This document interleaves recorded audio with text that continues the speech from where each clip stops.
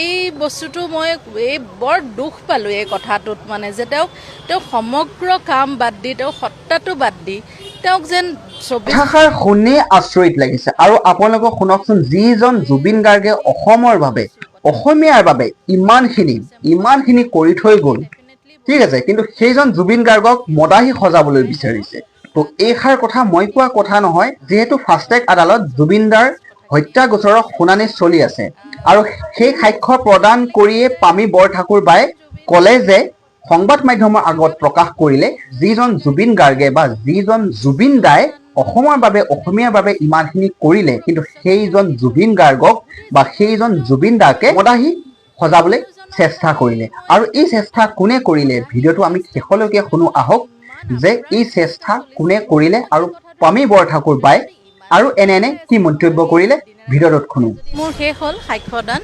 আৰু মই ভাবিছোঁ মই যোনখিনি কৈছোঁ কথা কোৰ্টত ডকুমেণ্ট হৈছে মোৰ কথাখিনি যোনখিনি সেইখিনিয়ে ডেফিনেটলি বহুত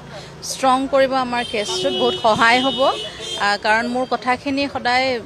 সত্য আৰু এভিডেন্সৰ ওপৰত বেছড কথাখিনিয়ে মই কৈছোঁ এটা বস্তু খালি বেয়া লাগিলে যে যিজন জুবিন গাৰ্গে মোৰ দাদা বুলি মই কোৱা নাই যিজন জুবিন গাৰ্গে গোটেই অসমখনক বিশ্ব মানদণ্ডত মানে লৈ গুচি গ'ল সমগ্ৰ বিশ্বক চিনাকি দি থৈ গ'ল গোটেই জীৱনটো তেওঁ অকল কামেই কৰিলে সেই মানুহজনক খালি মই যি দেখিলোঁ তেওঁক মদাহী বুলি এষ্টাব্লিছ কৰিবলৈ ইমান আপ্ৰাণ চেষ্টা চলিছে মই সেই কথাটোহে বুজি নাপালোঁ তেওঁ যদি ইমানেই মদ খাই আছিলে মদাহী আছিলে দিনে ৰাতিয়ে মদ খাই যদি আছিলে তেওঁ গানৰ সৃষ্টি কেতিয়া কৰিছিলে তেওঁ চিনেমা কেতিয়া বনাইছিলে তেওঁ মানুহক সহায় কেতিয়া কৰিছিলে প্ৰগ্ৰেম কেতিয়া কৰিছিলে তেওঁ গোটেই জীৱন জুৰি কামখিনি কেতিয়া কৰিছিলে এই অসমৰ যে মানুহবোৰে যে তেওঁক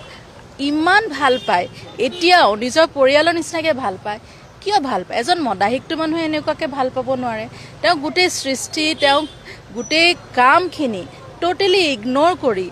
এনেকুৱা ধৰণে মানে এই বস্তুটো মই বৰ দুখ পালোঁ এই কথাটোত মানে যে তেওঁ সমগ্ৰ কাম বাদ দি তেওঁ সত্তাটো বাদ দি তেওঁক যেন 24 ঘণ্টা যেন তেওঁ মদ খাই থাকে এই কথাটোকে এষ্টাব্লিছ কৰিবলৈ আপ্ৰাণ চেষ্টা কৰি থাকিলে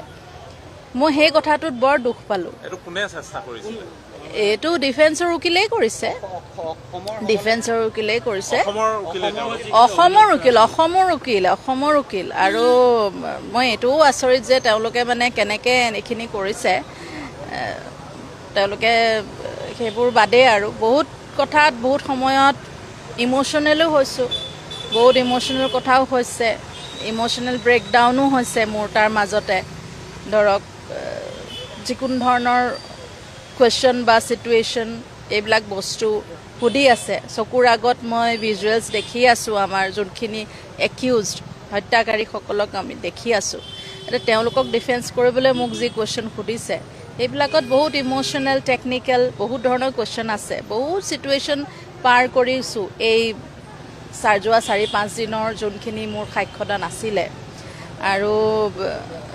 তথাপি মই ষ্ট্ৰংলি মই যোনখিনি শুদ্ধ সত্য মই সেইখিনি কৈ আহিছোঁ সেইটো কাৰণে মই মানে আশ্বস্ত যে মই সেইখিনি কৰিব পাৰিলোঁ কাৰণ ইম'শ্যনটো জয় কৰি পেলাই আপুনি শুদ্ধ কথাটো কোৱাটো তাতে এনেকুৱা চিটুৱেশ্যনত যিহেতু মোৰ দাদাৰ কাৰণে মই কৰি আছোঁ তো এইটো বহুত কষ্টকৰ কথা তথাপি মই সেই হাৰ্ডলটো পাৰ কৰি গোটেই মোৰ কথাখিনি তথ্যখিনি শুদ্ধ ৰূপে মই উপস্থাপন কৰিব পাৰিলোঁ কোৰ্টত মই ভাবিছোঁ আৱেগিক কৰি ইম'শ্যন কৰি তেওঁলোকে কথাখিনি বেলেগ এফালে ঢাল খুৱাবলৈ চেষ্টা কৰিছিল ডেফিনেটলি তেনেকুৱাই হয় যিহেতু মোৰ দাদাৰ কথা পাতি আছোঁ মোৰ দাদাৰ হত্যাকাৰীৰ কথা পাতি আছোঁ হয়নে মোৰ দাদাক হত্যা কৰা হৈছিলে এই কথাখিনি পাতি আছোঁ তো তেওঁলোকে ডেফিনেটলি সেই ইম'শ্যনেল পইণ্টটো ট্ৰিগাৰ কৰিব ট্ৰাই কৰে যাতে মই ক'ব নোৱাৰা হৈ যাম শোকত বিহ্বল হৈ আৰু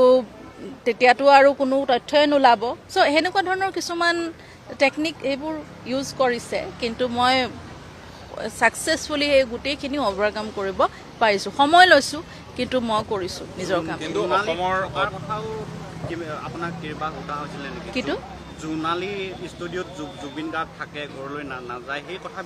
এনেকুৱা ধৰণৰ কথা কিছুমান যেন জুবিন গাৰ্গ কেতিয়াও ঘৰত নাথাকে তেওঁ বাহিৰতে থাকে এইবোৰ বিভিন্ন কথা মানে মই শুদ্ধভাৱে গোটেইখিনি কথা কৈছোঁ এতিয়া অধিবক্তাসকলে অসমৰ অধিবক্তাসকলে অসমীয়া অধিবক্তাই এনেধৰণে জুবিন গাৰ্গৰ চৰিত্ৰ হনন কৰি হেৰি কৰাটো কিমান এটা হেৰি বিষয় হ'ব পাৰে? এইটো মই আচৰিত পাইছোঁ যে মানে যিখন অসম কৰিয়ে দাদা গুচি গ'ল, সেই অসমৰ এই অধিবক্তা কিছুমানতো তেওঁলোকোতো অসমীয়া, কিন্তু তেওঁলোকৰ এটা বেলেগ ৰূপে দেখিছোঁ মই। বাৰু সেইটো তেওঁলোকে নিজৰ প্ৰফেশ্যন বুলিয়ে কৈছে, এতিয়া মোৰ তাত ক'বলগীয়া একো নাই। হয় হয়, মোক কৈছে, মোক জুবিন ফেন বুলিয়ে কৈছে, বিগেষ্ট জুবিন ফেন। মোক ক্ৰছ এক্সামিন কৰাৰ আগত কৈ লয় I am the biggest Zubeen fan, কিন্তু ডিফেন্স কৰি আছে হত্যাকাৰীক। সেইটো এটা মানে কি ক'ম, হাঁহিমেই নে কিবা কমেই নে মই ধৰিব পৰা নাই। আৰু এটা কথা এতিয়া মই বিচাৰিছোঁ, যিহেতুকে আমি খবৰ মাধ্যমখিনি প্ৰতিদিনে ইয়াতে থকা হৈছে, একাংশ অধিবক্তাৰ ভিতৰৰে যিসকল মানে অধিবক্তা তেওঁলোকে আমি ইয়াতে থকাটো নিবিচাৰে। এইটো লৈ তেওঁলোকে আদালতৰ চৌহদত কিছু কথা কোৱা দেখা গৈছে যে আমি ইয়াতে থাকিব নালাগে, আমি আপোনালোকক কুৱেশ্যন কৰিব নালাগে, তেনেধৰণৰ কথা কোৱা গৈছে। নহয়, এতিয়া সংবাদ মাধ্যম, নামটোৱে সংবাদ মাধ্যম, নিউজটো বাতৰিটো সংবাদ মাধ্যমেহে দিব জনগণক, নহ'লে জনগণক আমি কেনেকৈ, গোটেই আপোনাৰ ইমান কোটি কোটি জনতাটো কোৰ্টত আহিব নোৱাৰে। প্ৰতিজন অসমীয়াৰ জানিবৰ ইচ্ছা আছে যে কোৰ্টত কি হৈ আছে ডে টু ডে, তেওঁলোকো বিহ্বল হৈ আছে ন্যায়ৰ কাৰণে। তাৰ কাৰণেতো যদি আপোনালোকক মানা কৰে তেতিয়াহ'লেতো গোটেই জনতাক আহ্বান কৰিব লাগিব যে তেওঁলোক কোটি কোটি মানুহতো আহিব নোৱাৰে, আপোনালোকে তেওঁলোকক গোটেই নিউজখিনি দিছে, গতিকে আপোনালোকতো থাকিবই লাগিব, নহ'লে কেনেকৈ হ'ব। কাৰণ সংবাদ মাধ্যম মানে এটা ইম্পৰ্টেণ্ট পাৰ্ট সমাজৰ হওক, ন্যায় প্ৰতিষ্ঠাৰ হওক, সকলো ক্ষেত্ৰতে সংবাদ মাধ্যম এটা খুব